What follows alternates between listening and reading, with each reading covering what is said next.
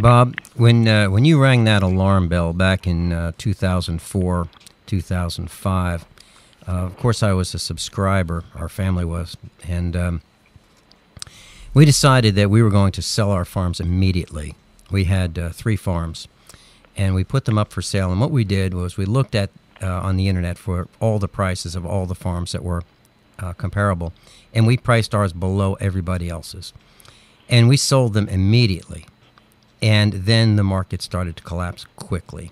So we took your advice, and as usual, you were right. And I'm here to say that I've been following you for a very long time.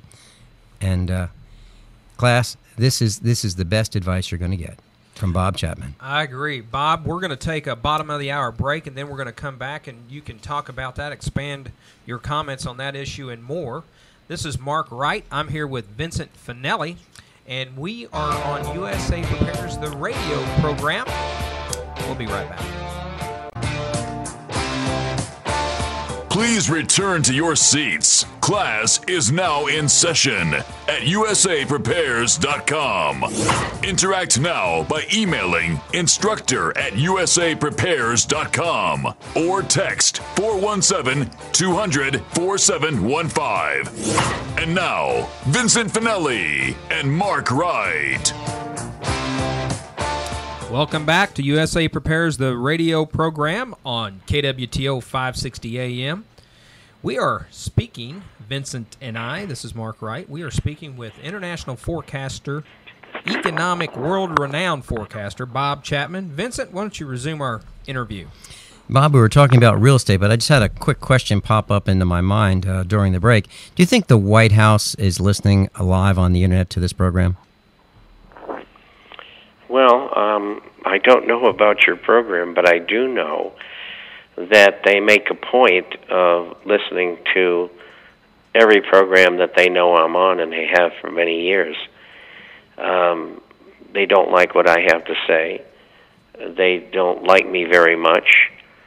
And they, for many years, have put pressure on me to try to tell things differently than I do. And so the answer is probably yes. Well, hello. Just let me stop 1 second. Hello, Obama. Bob, we have invited Ben Bernanke to be on this show, and if we ever receive a response from him, which has been going on for about 10 or 11 days now, with no response, if we do get a response, will you join us in on that interview? Well, of course.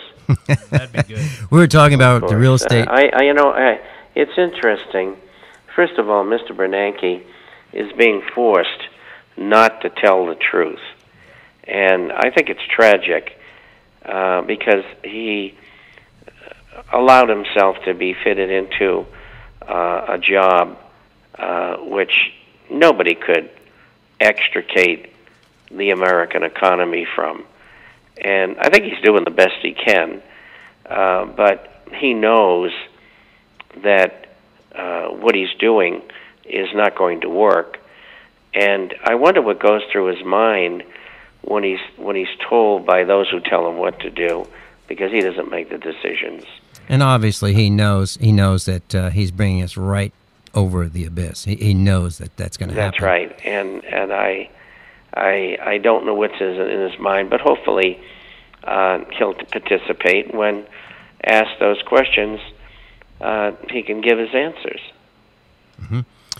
We were talking about the real estate market, and it doesn't look like it's going to get off the bottom anytime soon because banks are reluctant to lend. You agree with that?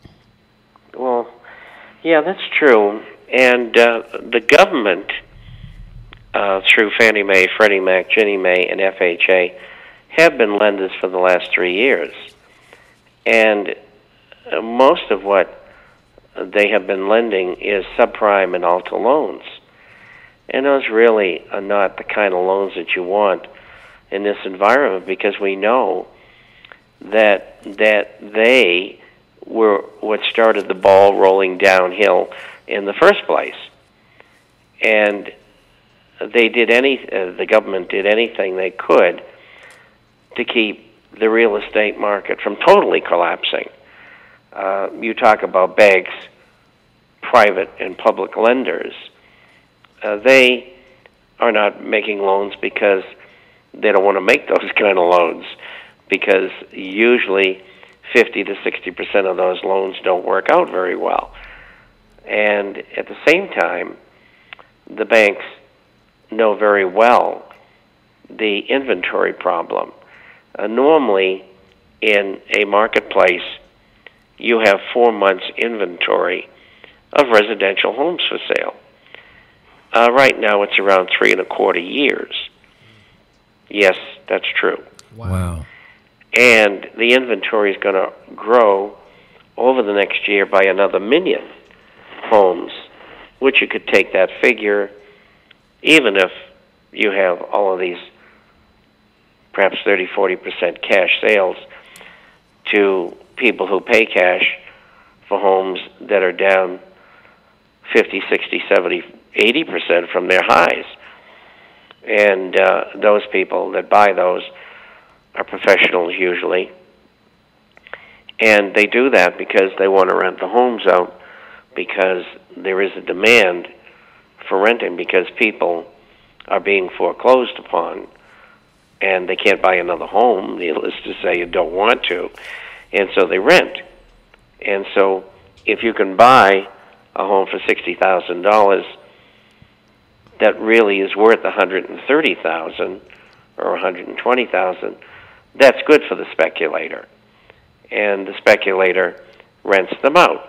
He provides a service. I would guess that the speculator, he or she, believes that house prices are going to go back up again sometime in the immediate to medium term future, and that's why they do that.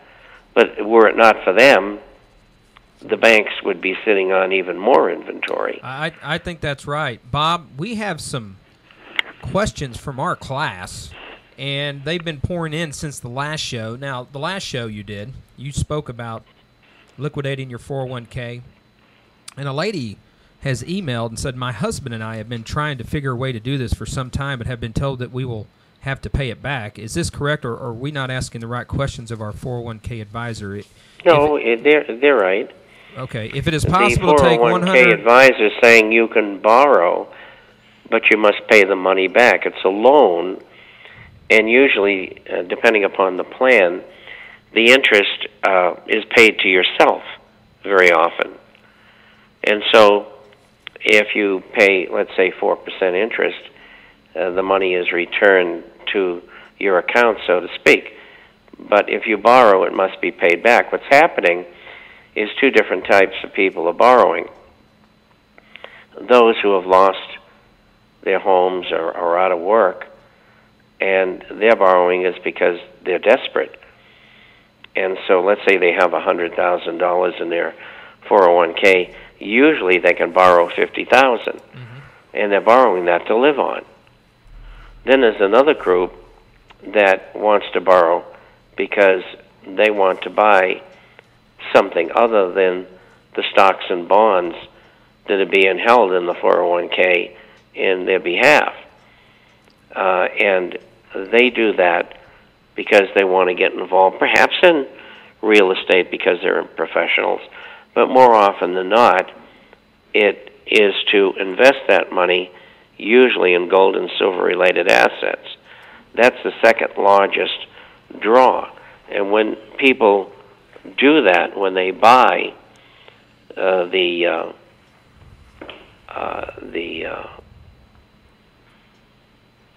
items that I've mentioned, that takes money out of the stock and bond market, and the government doesn't like that. In fact, there's another bill which is in place right now, and that bill it doesn't have a number yet. It's in the Senate, and the two senators who have put it forward would like Congress to limit the amount of money that can be withdrawn from the 401k and how many times you can borrow from the 401k. And the reason they're doing that is because most of the people who are borrowing are destitute, and they don't want them to take their money out because that money's coming out of the stock and bond markets, and they want to stop that. Bob, we have received a number of calls from our class regarding 401ks, and you're exactly right. What our class is doing is they want to buy precious metals, gold and silver, and they also want to buy farm property. They're concerned about where they live, being in the city, and they want to be able to get out of Dodge, and they want that place right now. Well, I've heard the same thing. Yeah. And I believe some members of our class have actually called you and talked about that. So that's what we're seeing. We're seeing people buying more farms. They want to be in control of their own lives. They want to raise their own food. They want to be more independent. And they're taking your advice. And actually, I don't have a 401k. I haven't had one for quite a while. I don't either. Nor an IRA for quite a while. And I don't think Mark does either. I do not. Bob, on the last show, we were talking about Greece, and I have an article here. First of all, I want your comment about what's happened in Greece, and then this article says Standard & Poor's warning adds default threat to Greece bailout. It doesn't seem they're too happy about it. So what's your perspective on what's happened in Greece in the last few days? Well, it's a very complicated situation. Greece is in debt for somewhere between $350 and $500 billion. We don't know for sure because their politicians have lied about their problems. And that money is owed to bondholders, which are mainly banks, and that figure is probably about $300 billion. And then you have sovereign nations who have lent money to Greece, as well as the European Central Bank, and that number is somewhere between 300, the banks are on the hook for $300 billion. The other figure for the sovereigns and the European Central Bank is $200 billion, but we don't know for sure what that number is. It could be $100 billion or $150 billion. And then you have a group of bankers in New York. These are the legacy banks, as they are called. J.P. Morgan Chase, Goldman Sachs, Hong Kong Shanghai Bank, Deutsche Bank, Citigroup. They have insured the debt of European banks for about $160 billion. That's approximately, and we don't know the figure for sure, about half of what the bank debt is in Greece that's held by banks. Now, we have yet to get to the bottom of what Greece owes. Another thing that is very pertinent is we are all, those of us who are paying attention, what we have done is we have been informed that the Greek government has passed a bill to accept a bailout package from sovereign countries in the European Union, the European Central Bank, and the IMF. That includes an increase of VAT taxes from 17 to 25%, a change in retirement for Greeks from 50 to 65 years old, and it commits the Greeks to sell off properties, and we don't know which properties, nor do we know the total amount it's supposed to be sold. We just saw Deutsche Telekom, that is a part owner of Greek Telecom, I'll call it because I don't know the name of it, and they bought 10% from the Greek government at 30 cents on the dollar. So what is going to be performed on Greece is financial rape by